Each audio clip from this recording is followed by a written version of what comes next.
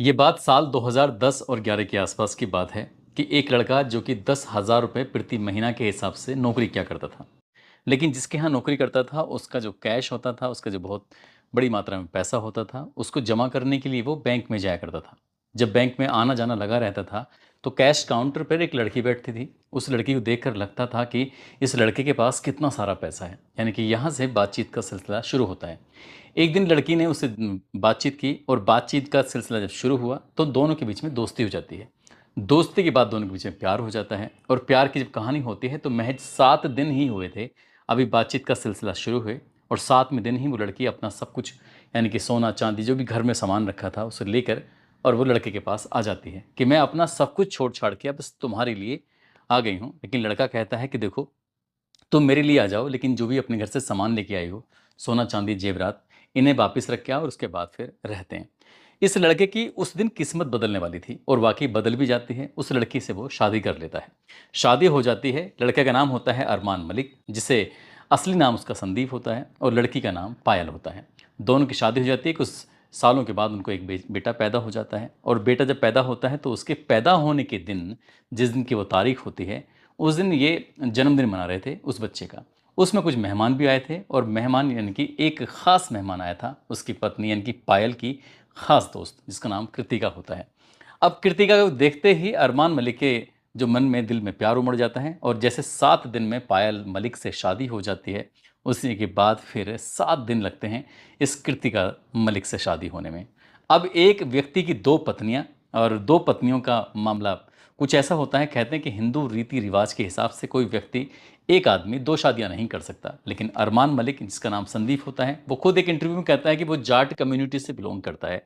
अब जाट होते हुए वो एक हिंदू यानी कि सनातन धर्म को मानने वाला 2 शादियां कैसे कर सकता है। इस पर काफ़ी बवाल भी होता है, चर्चा भी हो जाती है। लेकिन अब फिलहाल वो फिर से कंट्रोवर्सी में फंस जाता है, और 2019 का एक मामला था कि इस अरमान मलिक ने अपनी नौकरानी के साथ रेप किया था।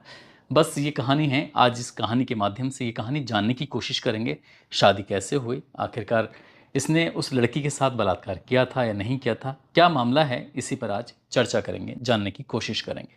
आज की जो सच्ची घटना मैं आपको सुनाने जा रहा हूँ, ये सच्ची घटना शुरू होती है 21 जून 2024 को जियो सिनेमा पर एक कार्यक्रम जिसका नाम है बिग बॉस OTT सीजन 3 शुरू होता है। और उसी सीजन में एक व्यक्ति जिसका नाम होता है अरमान मलिक और असली नाम होता है संदीप, वो अपनी 2 पत्नियों यानी कि पायल मलिक और कृतिका मलिक के साथ इस कार्यक्रम में शामिल होता है। इसको भी सेलेक्ट किया जाता है कि ताकि ये बिग बॉस में खेल सके। अब यहाँ जो भी एक प्रोसेस होता है, किसी को नॉमिनेट करना होता है, किसको कब बाहर निकालना होता है, कैसे निकलता है, पब्लिक के लोग कैसे उसे बचाते हैं, ये सब प्रक्रिया चलती रहती है। और ये लोग बाहर की दुनिया से पूरी तरह से कटे हुए होते हैं, और हर वक्त इस बिग बॉस के घर में जितने भी लोग रहते हैं, सब पर कैमरे की नज़र रहती है। इस बिग बॉस के अंदर 2 दोस्त होते हैं, एक का नाम लवकेश कटारिया और दूसरे का नाम विशाल पांडे होता है। दोनों जब आपस में बातचीत कर रहे थे, क्योंकि उस वक्त जो कृतिका का आना जाना, कभी जिम करना, कभी अच्छे से कपड़े पहन के निकलना, तो लवकेश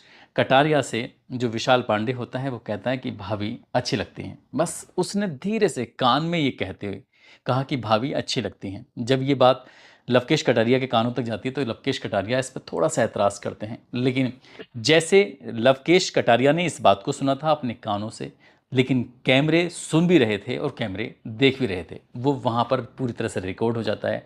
अब लवकेश कटारिया के पेट में दर्द होने लगता है कि इस बात को बताना चाहिए, और ये बात पहुँच जाती है अरमान मलिक के पास। अरमान मलिक के जब पास बात पहुँचती है तो इसका रूप थोड़ा सा बदल जाता है, और जैसे रूप बदलता है अरमान मलिक को गुस्सा आने लगता है कि उसकी बीवी पर ये कमेंट किया गया था। उसे लगा कि मेरी बीवी के ऊपर यानी कि कृतिका के ऊपर उसने कमेंट किया है, और उसकी इसमें बहुत ज़्यादा बेइज्जती हो गई है और नारी का यहाँ सम्मान नहीं हो रहा है। अब वो अरमान मलिक को इतना गुस्सा आ जाता है कि अपने गुस्से को वो शांत नहीं कर पाते। पहले तो विशाल पांडे को बुरा भला कहने लगते हैं, गाली गलौज तक नौबत आ जाती है, और जब बात गाली गलौज की नौबत तक आती है तो बस वो पास में जाता है और उसको एक ज़ोर का थप्पड़ मार देता है। यानी कि अरमान मलिक अपनी बीवी कृतिका की वजह से, कृतिका के लिए विशाल पांडे जो कि बिग बॉस ओटीटी सीजन 3 में खेल रहा है, जो कि उसमें सिलेक्टेड है, उसको जब थप्पड़ पड़ता है तो उस थप्पड़ की गूंज पूरे हिंदुस्तान में सोशल मीडिया के माध्यम से फैल जाती है कि किस तरह से अरमान मलिक की पत्नी के ऊपर एक कमेंट किया गया और किस तरह से जो फिर अरमान मलिक ने अपनी पत्नी का बदला लिया। अब ये मामला जब बिग बॉस ने जो अपने कैमरों में ही सब चीज़ों को कैद किया हुआ था, अब जब कैद किया हुआ है तो वो भी इस चीज़ जब सामने आती है तो उससे ये पता चलता है कि विशाल पांडे का जो कहने का मतलब था वो उस तरह से नहीं था जिस तरह से अरमान मलिक ने समझा।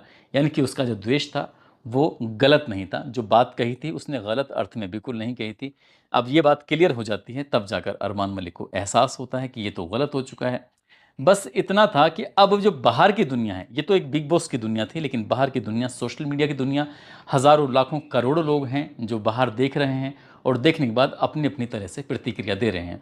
अब विशाल पांडे की ज़िंदगी में तो लोगों ने झांकने की कोशिश नहीं की, क्योंकि वो व्यक्ति, उन्हें लगता है कि बिल्कुल ठीक है, उसने ऐसा कुछ गलत नहीं किया है। लेकिन अरमान मलिक की ज़िंदगी में जब लोगों ने झांकने की कोशिश की तो उसकी ज़िंदगी का एक ऐसा पन्ना खुल के सामने आता है जिस पन्ने से उसकी ज़िंदगी बिल्कुल बद से बदतर होने की तरफ जा सकती है। दरअसल ये कहानी शुरू होती है एक 11 साल की लड़की से। 11 साल की एक लड़की ने पुलिस को एक तहरीर देती है 7 जून 2019 को। दिल्ली का एक थाना लगता है निहाल बिहार। निहाल बिहार में एक तहरीर दी जाती है, उसमें बताया जाता है कि 3 भाई उसके अलग रहने लगते हैं। वो अपनी माँ और छोटे भाई के साथ रहती है। घर की स्थिति ज़्यादा अच्छी नहीं थी, इसलिए उसे काम की ज़रूरत थी। अब चाहे झाड़ू हो, पोंछा हो, बर्तन हो या खाना बनाना हो, इस तरह का जो काम होता है, अगर उसे काम मिलेगा तो काम वो करेगी। यानी कि वो पैसे कमाना चाहती है, जिससे क्या उसका परिवार का खर्च खर्च वगैरह चल सके। इसी बीच में उसे एक संदीप नाम के लड़के के यहाँ नौकरी मिल जाती है। वहाँ पर उसको एक बेटा होता है। वो बेटा यानी कि संदीप मलिक, जिसका अभी वर्तमान में उसे अरमान मलिक के नाम से लोग जानते हैं। संदीप मलिक के यहाँ वो उसने काम करना शुरू कर दिया। जब वहाँ काम कर रही थी तो काम करते करते उसकी एक बीवी पायल होती है, दूसरी बीवी साल 2018 में जब उसकी बेटे का जन्मदिन था तो उसमें एक लड़की से दोस्ती हो जाती है। दोस्ती जो होती है वो पायल की खास दोस्त होती है। अब पायल की खास दोस्त के साथ वो शादी कर लेता 7 दिन में, जैसे कि उसने अपनी पहली पत्नी के साथ शादी की थी। कुल मिलाकर यहाँ पर ये परिवार रहता है। एक व्यक्ति है जिसकी 2 पत्नियां हैं, एक बेटा है जिसका नाम चीकू है, और उस चीकू की देखभाल के लिए, घर की साफ सफाई के लिए 11 साल की नौकरानी रहती है। एक वक्त ऐसा आता है, दिसंबर 2018 का ये वाकया था। परिवार के ज़्यादातर लोग अहमदाबाद गए हुए थे, और जब वहाँ अहमदाबाद गए हुए थे तो यहाँ पर अरमान मलिक अपने घर पे रह जाते हैं। ये मीडिया रिपोर्ट कहती है। जब अरमान मलिक अपने घर पे रह जाते हैं, और साथ ही जो एक सोशल मीडिया पर एफआईआर की कॉपी वायरल हो रही है, उस एफआईआर में भी इस चीज़ का हवाला दिया हुआ है। अब यहाँ पर ये लड़की जो 11 साल की नौकरानी है वो घर पे रहती है, और अरमान मलिक भी घर पे ही होते हैं। इसी बीच में उसको एक इंजेक्शन दिया जाता है, जिसमें बताया जाता है कि ड्रग्स का इंजेक्शन था। जब उसको नशा हो जाता है तो वो उस लड़की का रेप कर बैठते हैं। अब ये लड़की बहुत ज़्यादा डर जाती है, क्योंकि इसके साथ 1-2 बार मारपीट भी हुई थी, 1-2 बार नहीं बल्कि ज़्यादा भी हुई, जिस तरह की बातें सोशल मीडिया पर वायरल हो रही हैं। अब इस लड़की का जब रेप होता है तो वो डर की वजह से अपनी परिवार, अपनी माँ या अपने भाई से कह नहीं पाती है। अब जब कह नहीं पाती है तो वहाँ सामने वाले के अंदर और हिम्मत बढ़ जाती है। वक्त आगे बढ़ जाता है, और जब वक्त आगे बढ़ता है तो बात, जब कहते हैं कि पानी जब सर से ऊपर निकल जाता है, क्योंकि उसके साथ फिर ऐसा बताया जाता है कि बार बार उसके साथ फिर रेप होने लगता है। तब ये लड़की 7 जून 2019 को दिल्ली के निहाल बिहार थाने पहुंचती है। वहाँ पर एफआईआर दर्ज कराती है, और एफआईआर दर्ज कराने के बाद मामला पुलिस तक पहुंच जाता है। पुलिस इस मामले में जो भी कार्रवाई होती है, चाहे धारा 161 के बयान हो या धारा 164 के बयान हो, जब बयान लिए जाते हैं तो बयान लेने के बाद पता चलता है कि इसमें पायल मलिक का भी इन्वॉल्वमेंट होता है। यानी कि नौकरानी के साथ जो हो रहा था वो पायल मलिक को भी जानकारी थी, लेकिन पायल मलिक ने कहीं ना कहीं अपने पति का ही सपोर्ट किया था।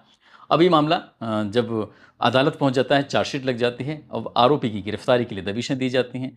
तो ऐसा दिन आता है, तारीख आती है 23 सितंबर 2019 को गिरफ्तार कर लिया जाता है। ऐसा मीडिया रिपोर्ट कहती है, जो मैंने मीडिया में सर्च किया है। तो ये अरमान मलिक लगभग 14 महीने तक जेल में रहते हैं। इसके बाद इन्हें ज़मानत के लिए अप्लाई करते हैं, आवेदन करते हैं, और उनको ज़मानत मिल जाती है। और ये फिर अपनी ज़िंदगी में, जैसे इनका एक जीवन जीने का इनका जो एक लाइफ स्टाइल है उसको जीने का एक अपना मामला है। ये सोशल मीडिया के अलग अलग प्लेटफॉर्म, चाहे वो इंस्टाग्राम हो, चाहे वो यूट्यूब हो, चाहे वो फेसबुक हो, या अन्य प्लेटफॉर्म पर ये वीडियो बनाते हैं, व्लॉगिंग करते हैं, अपने परिवार की जो दिनचर्या है वो उसे दिखाते हैं, कैसे रहते हैं, कैसे नहीं रहते।